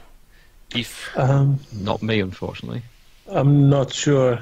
I don't play on console. But then again, console is almost like Blitz. It's their own separate world. They do a few random things that sometimes, like, why do you do this? But I know that on PC, the black tanks is just, they literally, as any other tanks, the only difference is they black, so you can have two T-34s in your garage, or two IS-6s, and but I'm not sure about the console version. I'm not sure if anyone is online at the moment that can confirm this to us. It's dependent on the tank, guys. I wouldn't know the stats offhand, but different tanks, the different premiums, including the black ones, do have different extra percentages for crew skills or credits. There's a bunch of premium tanks which you don't get a buff in credits, but you get a buff in XP instead. Much like the Churchill on PC, the Churchill 3. Oh yeah, that thing has like crazy amount of XP buff. Although nobody will confirm how much. But it makes I didn't know that. I thought you were just... Churchill 3 makes an outrageous amount of XP. As in, when I order all my tanks via average XP earned, my Churchill is up with my tier 9s and 10s. Yeah, that's why I banned that from replay contests. Because the bonus XP is included in the base XP in that one, whereas other premiums it isn't. You still get bonus XP in other premiums, but it doesn't include it in the base XP score, so that often catches people out. It's the same on the console ones, but I'd say the best thing to do if you're looking for the console figures is actually go onto the console website, because they actually tell you on there what the percentage increase is for XP and for credits on each premium tank. Well, that's something you don't get on PC. It's one of the things that people complain, is the fact that you're buying a premium tank, but you don't know exactly what you're buying in terms of credit earning. You don't know which factor they got, because they got loads of different factors for all of them. So it will something. I think it will be something that will be nice to know, because players who could try to figure out which one will be better for them if they're just looking for a credit earner. But then again, will most probably show up massive differences they got on loads of different tanks, and that's why they don't want to put it out there. Problem we've got with that is exactly. I mean, after they've come out, we can obviously calculate the credit coefficient. But before they come out, even if they said, "Hey guys, this has got 180% credit coefficient," they may not tell you the price on shells or repair costs at that point. So you'd have to still be in a guessing game, wouldn't you? Yeah. True enough. All right, next one, TC Freer. By the way, thanks for the host, man. Appreciate it. How do you all feel about the current form that Wargaming has shown us about changing tier 10s to reward tanks? So I'm guessing about the right now the FE215B is gone. Well, it's now a reward tank, and the same happened to the Force 155. I know that there is like there was a bit of a conflicting opinion within Wargaming whether they should do just the split and have both of them available, and then they decided to make the old one a reward tank. Do you think it's a good thing, bad thing? I mean, I'm guessing they did it so people would just to entice the grind, so to make people go for it and try to get it. What's the better way for you to make all of your players play a branch that no one plays and that it's so painful to play, but you still do it? I've gone through 2 painful grinds. Well, not 2, 1, because the FV I already added for about almost a year. But still, I still remember the grind for the FB 215B. It's 2 branches that no one was playing. The Foch was the Foch 155 used to be, when it came out, is one of those branches. It was OP, blunt OP when it came out. And then they nerfed that, and then they had these things like nerf, and it was like literally they nerfed it so much that it became so bad to play, and no one wanted to play it. But I like the fact that they're allowing people to keep them, so you can have. It's like a reward for you to, so it's like you don't feel cheated because you grinded to have something that you wanted there, and now they're just replacing it. I think the only tank I liked it, but I'm glad they removed it from the game, was the WTW 100. I think it was quite broken. Yeah. So I like the fact that they removed that. Some people are like, why did they keep it like the same way as this one? It's like, yeah, no, it was broken. It was breaking the game. So the FB, I'm split. I'm kinda like the fact that they replaced it and we can keep it, but as well, I feel sorry for whoever didn't get it, because it's an interesting tank to play, so it could be in there, but the main argument is it doesn't fit the gameplay of the whole branch. So they were like, yeah, it doesn't fit, let's remove it. And so, but from what I heard, if you didn't get any of these 2 tanks, you won't be able to see it anymore, or, well, to get it anymore. The same goes for the Death Star.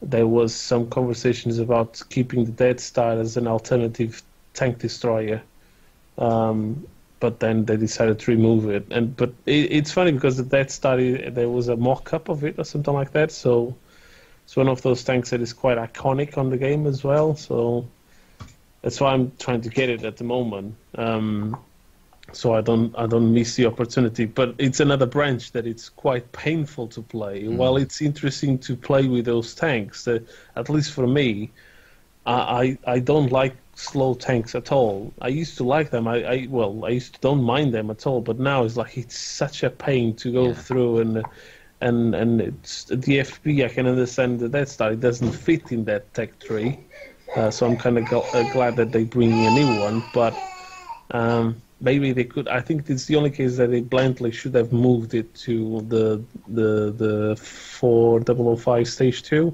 branch. I think it will fit.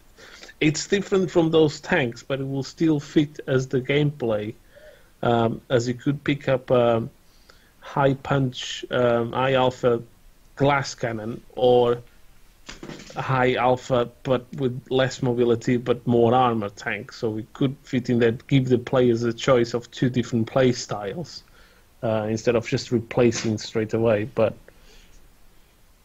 yeah, that's it. Yeah, it's it would be nice to keep all of them, of course, but this is still the. It could be way worse as well. So I guess it's a give and take. In the end of the day, it's not bad as the way they designed it. Of course, it always could be a little bit better. All right, not forgetting the fact that the FB215B, it's a fake tank. They came up with it because they didn't know what to put on tier 10. So on the historical side, for people that are like, oh, it needs to be historical, that's why one of the reasons why they're also removing it.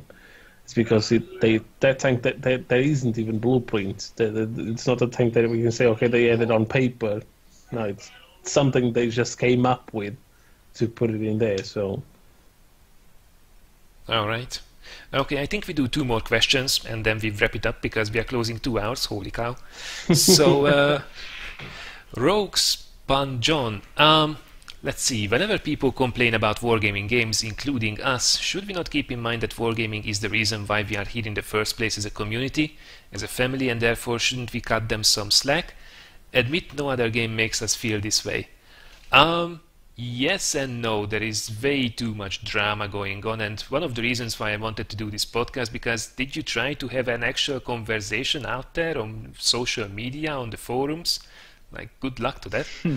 And here I can actually have a conversation with people. I'm not looking for the same comment to come back from everybody. I know that I can at least express my opinions, and I'm interested in others as well. So yeah, that's the reason why the podcast is there. As for this question, yeah, it should be a little bit calmer. I mean, it doesn't mean, if something's shitty, it should be mentioned, right? I mean, this is a great game. We all love it. That's the reason why we are playing it for many, many years. But there are shitty things there as well, as with every game. And those should not be covered up just because we like the game. Quite the contrary.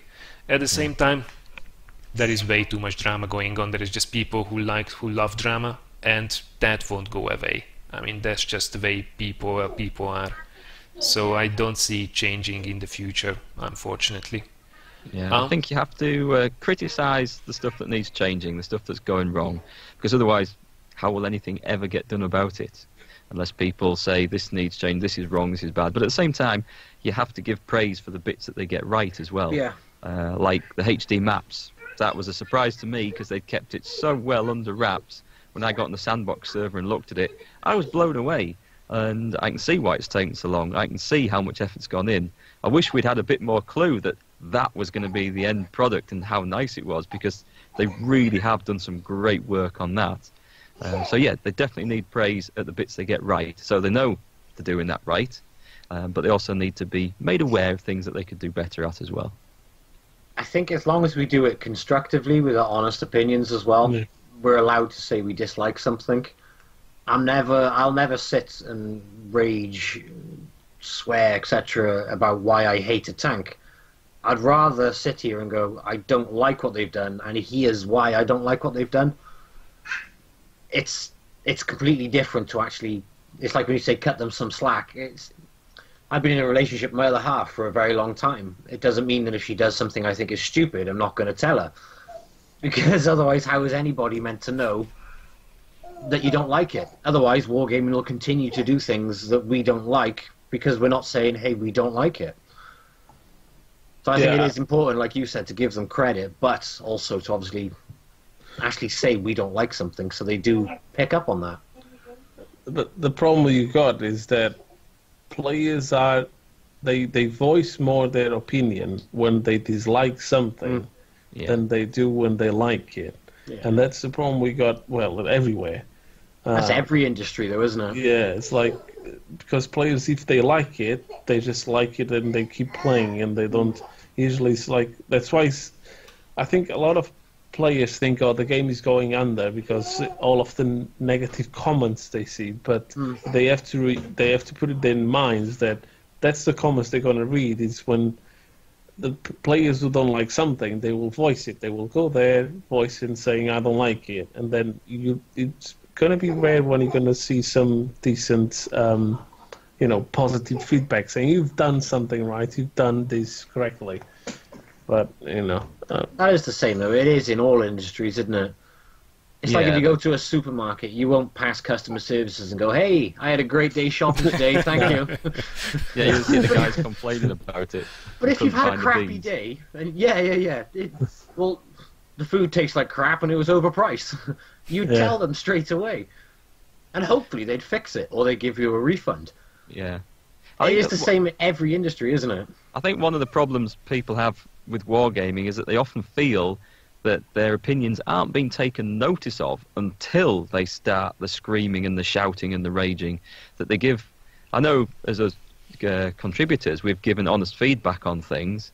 We say, well, we think this needs fixing or this needs improving. And the community team saying, great, we'll pass that on up the chain. And then you never hear anything else about it, ever. And so you end up, and players probably have the same issue when they talk on forums, that they feel like, well, our decent, sensible opinions aren't being taken note of, to the point where we've still got the same problem we had 2 years ago. And that's the point people lose their tempers, get frustrated, and start ramming the keyboard and raging and screaming. And the same with contributors, I suppose, who go one step beyond and just lose it. It's a shame, but it works in a lot of industries that those who shout the loudest get heard the most, or get dealt with the first, the soonest. And it shouldn't be like that, but if you feel like the people aren't listening and you've tried sensible conversation, I suppose players feel like they've got nowhere else to go. We've all said this as contributors, and we've even discussed this with Wargaming in our Tankfest chats that we do. I think the biggest issue is just a response. If we say, or the community's kicking off about something, or we say, hey, look, the community's kicking off, check out these comments, just an acknowledgement of, okay, we've picked up on what you're saying, here's our response. It's the silence. That's the biggest issue, I think. If they just responded going, well, we understand what you're saying, but here's some statistics to prove otherwise. Or to say, well, we agree with you, we will alter it, but it will take a year or something like that. Yeah. That is better than hearing nothing at all. Yeah. So if someone said to me, well, I appreciate your feedback, I had a look at the stats, and yeah, it looks like it's something which should need changing, however, it's at the bottom of the list. At least I know they've listened to us. And I imagine that's what a lot of people feel. Yeah, very, very true. It won't always be possible, but I think it's moving into that direction. It will never be perfect, but hopefully the future will bring a little bit more responsiveness, because that will be appreciated by everyone. All right, I think we are running out of time, so I'm guessing this was it with the questions. I'm sorry we couldn't get to the end of it, but there is still a lot of questions to do, and I think a lot of them will be always the ones that will pop up with every single podcast, so hopefully you guys can raise the same questions that we didn't have time now on the next one as well, because I had fun, so I definitely want to do another one. But to wrap things up, let's see very quickly what's going on with our channel. So Sk8, what can people look forward to seeing from you in the next days, weeks? As a very short, quick thing, I've just finished a grind on the AMX AC46. Oh my god, I hated that tank. I despised it, and I've just done a review on it. I hate it. It's fairly recent, the French tank destroyers are to blitz. But I'm on the AMX AC48, one of the worst stock grinds I have ever done. However, now it's fully elited, I would say she's a keeper, and I can't wait to do some videos on that. One thing I've been promising on my channel for ages, which I am going to do, is I'm a bit obsessed with these little model tanks. I see a KV2 up there. Yeah, I make them from, obviously, the model kits you get. And I've been promising builds on the channel for a while. So that's something which I'm going to be doing now, is like time lapses of the builds, but the builds to like 10 hours. Hang on, I'll grab that KV2. Super quick.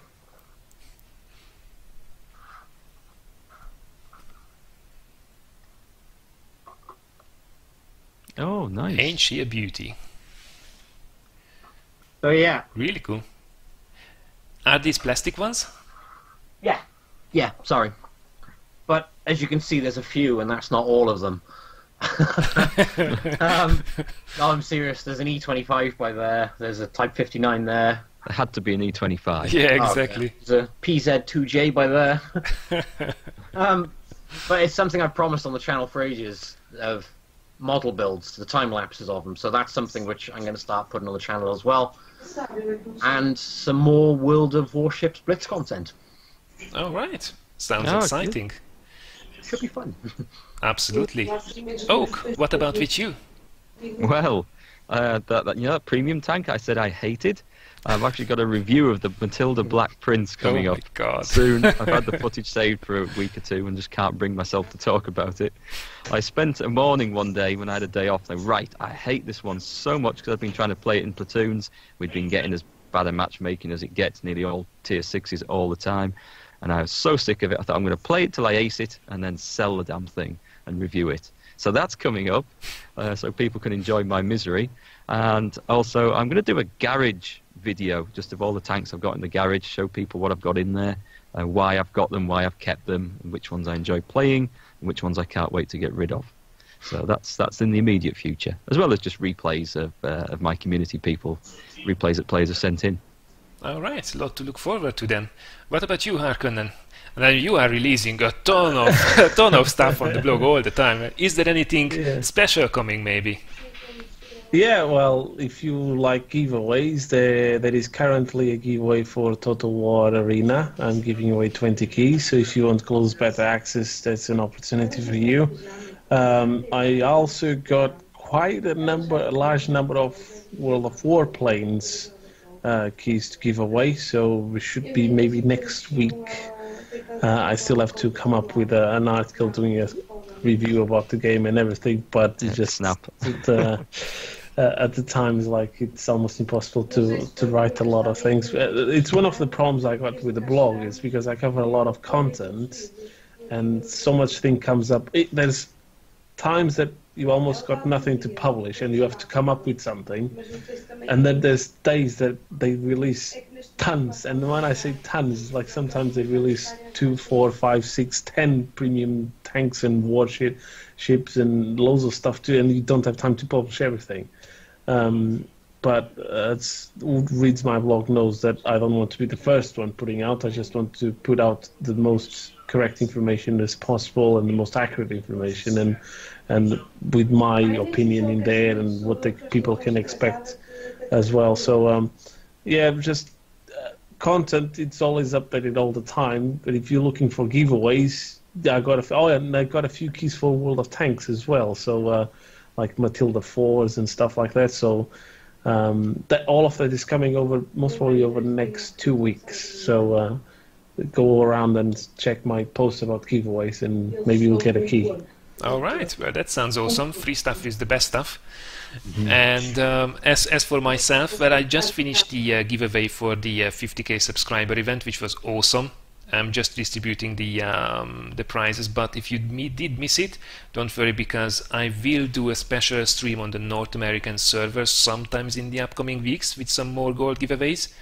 And thanks to a viewer, we are actually going to give away a BTSV for a World of Tanks console next week as well on social. As for the videos, this Friday there is actually a video coming out which I was really looking forward to making for a long time, and it's going to be a mix of World of Tanks, World of Warships and War Thunder funny moments. Right. I just finished doing it before the podcast, and I love it. Hopefully you guys will enjoy it too. And next week we'll see also some special streams, because Destiny 2 is coming to PC, if I'm not mistaken, on Tuesday, 7 o'clock. It will hit the servers, and I'm definitely going to jumping on that one, so I will probably kill a couple 100 hours in that game, and I will stream a fair bit of it as well. So yeah, a lot of stuff happening. Alright, well, thanks a lot for joining, everybody. I hope you had a really lovely time. I sure as hell did myself. I'm really sorry once again that we couldn't cover all the questions, but hopefully we can catch up a little bit next time as well. Of course, special thanks to AgingJedi, Harkonnen and Sk8 for joining and for pairing with us for an extra hour, even after the planned time. So really thank you guys. I'm sorry that it took so long to finish everything. It's our own fault. We like to talk, clearly. Yeah. Fun. But I genuinely thank you very much for having us on. Thanks really for enjoyed it. Thanks for having us, and congrats on the 50k as well. Yes, congratulations. Thank you very much, and thanks for joining. It was a lovely chat. Hopefully we can do it again in the future. Alright, everyone.